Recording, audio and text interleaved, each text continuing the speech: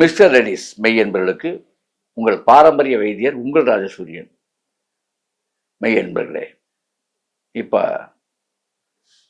காது இறைச்சலால் ரொம்ப பேர் கஷ்டப்படுவாங்க. இந்த காது சம்பந்தமான நோய்கள், சில பேருக்கு காது சரியா கேட்கலன்னு கஷ்டம். இந்த காது கேட்காம போறது, காதுல புண்ணு வர்றது, காதுல சீல் வடிகிறது, காது சம்பந்தமா என்ன பிரச்சனையானாலும் சரி. எப்படி சங்கு புஷ்பம்னு ஒரு புஷ்பம் இருக்கு. சங்கு புஷ்பத்தால் காது சரியாகும். வேற ஒண்ணும் இல்லைங்க. இந்த அதாவது முயல்காது இலைன்னு ஒரு இலை இருக்கு. முயல்காது செடி, முயல்காது செடியினுடைய வேரும் சங்கு புஷ்பமும் ஒன்று சேர்த்துட்டீங்கன்னா, சங்கு புஷ்பத்தை தனியாக எடுத்துக்கணும். முயல்காதுடைய வேற, முயல்காது செடியுடைய வேற ஒரு கைப்பிடி பிடிக்கணும். ரெண்டையும் ஒன்றா நச்சு தட்டி போட்டு சுத்தமான தேங்காய் எண்ணெயில் நல்லா நச்சு போட்டணும். நச்சு போட்டு அதில் கொஞ்சம் நல்லெண்ணெயும் கலந்துக்கணும். தேங்காய் எண்ணெய் நல்லெண்ணெய் மிக்ஸ் பண்ணுற ஒரே ஒரு ஃபார்முலா இங்கே தான் வரும், இந்த காது நோயில் தான் வரும். ரெண்டையும் மிக்ஸ் பண்ணிட்டு எள்ளும் தேங்காயும் ஒன்று கலக்கணும். ஆமாம், இங்கே ஒன்று கலக்கும் போது இது சங்கு புஷ்பம் இந்த பொடி இருக்குல்ல, இதையும் போட்டு ஒன்றா காய்ச்சிடணும். காய்ச்சி தைலப்பதமாக எடுத்துடணும். எடுத்துக்கிட்டு வேற ஒன்று, வெரி சிம்பிள், எல்லாமே உங்களுக்கு கிடைக்கலாம். சங்கு புஷ்பம் உங்களுக்கே தெரியும், நீலோத்பலம்னு சொல்லுவாங்க, சங்கு புஷ்பம்னு சொல்லுவாங்க. அவ்வளோதான். திருநள்ளாறுல அப்படியே அள்ளி கொட்டுவாங்க, அவ்வளோ கிடைக்கும். இது இங்கேயும் நம்ம ஆட்கள் வீட்டுக்கு வச்சுருக்காங்க, நிறைய பேர் இப்போலாம் வச்சுருக்காங்க. நீல கலரில் இருக்கும், காதுடைய மடல் மாதிரியே இருக்கும். அது பார்த்தீங்கன்னா சங்கு புஷ்பங்கிறது விளையாட்டுல, நான் உங்கள் காதை பார்த்தீங்கன்னா அங்கே பார்க்க வேண்டாம், காது எப்படி இருக்கோ அதே சேம் டிட்டோ அங்கே இருக்கும். இதுதான் காதொலி பெருக்கி கேட்காத காதை கேட்க வச்சிடும். இவ்வளோ விஷயம் அதில் அடங்கியிருக்கு. அது நாங்கள் மருந்து கோவைன்னு நம்ம சித்தர்கள் நம்ம மருந்து கோவையில் நிறைய நம்ம போகர் நிறைய சொல்லியிருக்காரு. இதுக்கு ஏகப்பட்ட மருந்துகள்லாம் வேத விதமான மருந்து இருக்குது. இதுக்கு உங்களுக்கு ஈஸியாக இருக்குமேன்னு நான் சொன்னேன், வேற ஒன்றும் இல்லை. இதை பண்ணிங்க.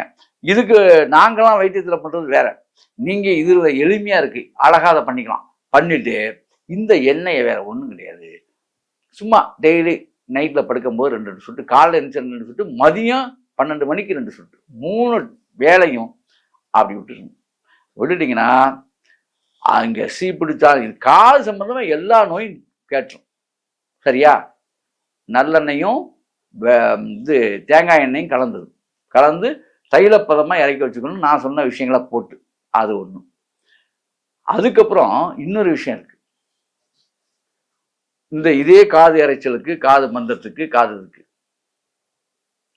வேற ஒன்றும் இல்லை, அற்புதமான ஒரு இதுதான். இந்த பொங்கலுக்கெல்லாம் கூரையில் வைக்கக்கூடிய கூரைப்பூன்னு சொல்லுவாங்க, சிறுகண் பீழைன்னு சொல்லுவாங்க. அதுக்கு பேர் சிறுகண் பீழை செடி. அப்படியே பருப்பா வெள்ளை வெள்ளையா பூவாக இருக்கும், சிறிதாக இருக்கும். அதான் அந்த பொங்கலுக்கெல்லாம் நீங்கள் கூரையில் வைப்பீங்களே, கூரைப்பூ, அதுதான்.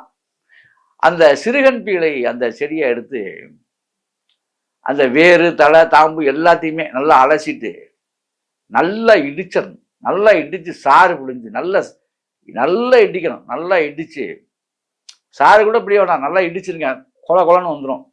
அதை எடுத்து இங்கே 2 எண்ணெயும் கலக்கணும்.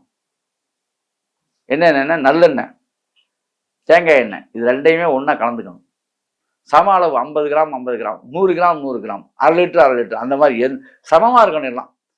அதில் இதை போட்டு காய்ச்சணும். காய்ச்சி தைலம் ஆக்கிட்டீங்கன்னு வச்சுக்கோங்களேன், சிறுகண் பீழை தைலம் காது நோயை முற்றிலுமாக குணப்படுத்தும். அது மட்டும் இல்லை, அதாவது மூர்ச்சை ஆயிட்டான்னு வச்சுங்களேன், ஒருத்தன் அதாவது மயங்கி நிலைக்கு போயிட்டான்னு வச்சுங்க, ஒரு சொட்டு இந்த எண்ணெயை விட்டிங்கன்னா இறப்பு கண்டிஷனுக்கு, அதாவது வயதாகி தளர்ந்து போய் பால் ஊற்றுற கண்டிஷனுக்கு போயிட்டான்னு ஒரு ஆள் போயிட்டாருன்னு வச்சுங்க, ஒரு அம்மாவோ ஒரு ஆளோ போயிட்டார். அவருக்கு ஒரு சொட்டு இந்த காதில் பால் வாயில் ஊற்றுறீங்களா, சீக்கிரம் உயிர் போயிடுறது. ஏன்னா கபம் அடைச்சி செத்துருவாங்க, அதுதான் பால் ஊற்றுறது. இந்த சிறுகண் பீழையுடைய தைலத்தை ஒரு சொட்டு காதில் விட்டிங்கன்னா போகிற உயிர் நின்றோம். அப்புறம் 2 வருஷத்துக்கு அவர் விட்டார், எந்திரிச்சிடுவார். அவ்வளவு அற்புதமானது. காது நோயை பூரா தீர்த்துரும். கேட்காத காதும் கேட்க வைக்கும். தொண்டையில இருக்க நோய் வரைக்குமே கேட்கக்கூடிய சிறுகண் பீடை தைலம். அது மாதிரி இப்படியெல்லாம் அற்புதங்கள் இருக்கு. ஆக இது போல ஆயிரக்கணக்கில் இருக்கு. இருந்தாலும் நீங்கள் உங்களுடைய காது பிரச்சனைக்கு இப்படி செய்து அப்படி வாழுங்கள். அற்புதம், ஆனந்தம்.